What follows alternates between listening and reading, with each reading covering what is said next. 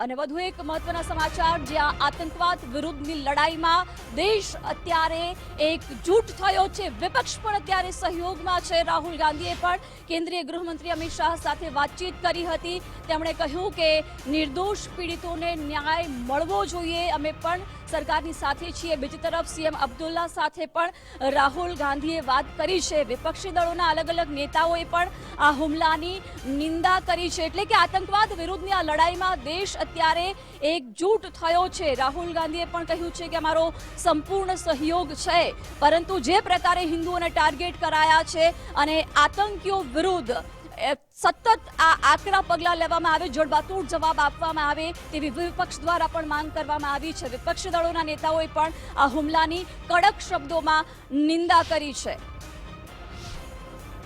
અને સતત જે દ્રશ્યો જોઈ રહ્યા છો ગુજરાત ફર્સ્ટની સ્ક્રીન પર, એ જનતાનો આક્રોશ છે।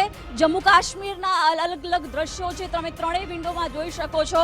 ન માત્ર ભારતના અલગ અલગ રાજ્યોમાં, પરંતુ જમ્મુ કાશ્મીરમાં અત્યારે ભારે રોષ છે। ત્યાંની જનતા છે એ રસ્તા પર ઉતરી છે। શ્રીનગર આખું બંધ રહ્યું, જમ્મુ કાશ્મીર આવું બંધ રહ્યું છે। એના વિરોધમાં જે આતંક ફેલાવવામાં આવ્યો છે, એ ઘટનાને લઈને ગાંદરબલ, જમ્મુ અને શ્રીનગરમાં લોકો રસ્તા પર ઉતર્યા હતા।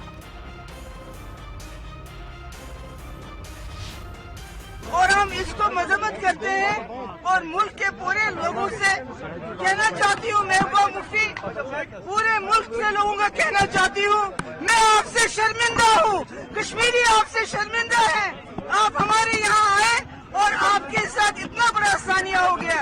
हम आपके साथ इस दुख की घड़ी में शामिल हैं, खड़े हैं और यही कोशिश करेंगे सरकार से कहने की कि जल्द अज जल्द जो इसमें मुलव्वस थे उनको पकड़ा जाए और उनको सख्त से सख्त सजा दी जाए।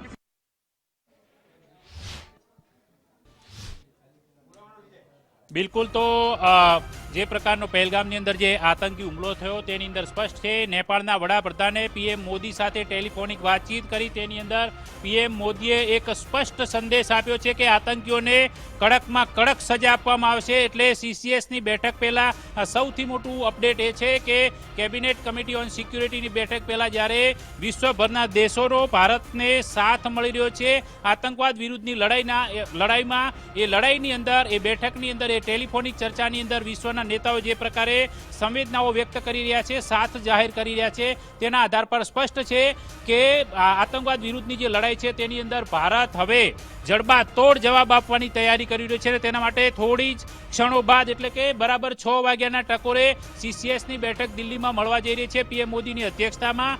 તેની અંદર આગામી રણનીતિ અને આ પાકિસ્તાની આતંકીઓએ કરેલી આ કરતૂતનો વળતો કરારો જવાબ આપવા માટેની તૈયારીઓ કરવામાં આવી છે। ઉપરાંત ગૃહમંત્રી અમિતભાઈ શાહ શ્રીનગરથી દિલ્હી માટે રવાના થઈ ચૂક્યા છે। તેઓ દિલ્હી પહોંચ્યા બાદ સીધા જ બેઠકની અંદર ઉપસ્થિત થશે કે જ્યાં રક્ષામંત્રી રાજનાથસિંહ પણ હશે, ઉપરાંત એનએસએ અજીત ડોવાલ પણ હશે, આઈબીના ઉચ્ચ અધિકારીઓ પણ હશે।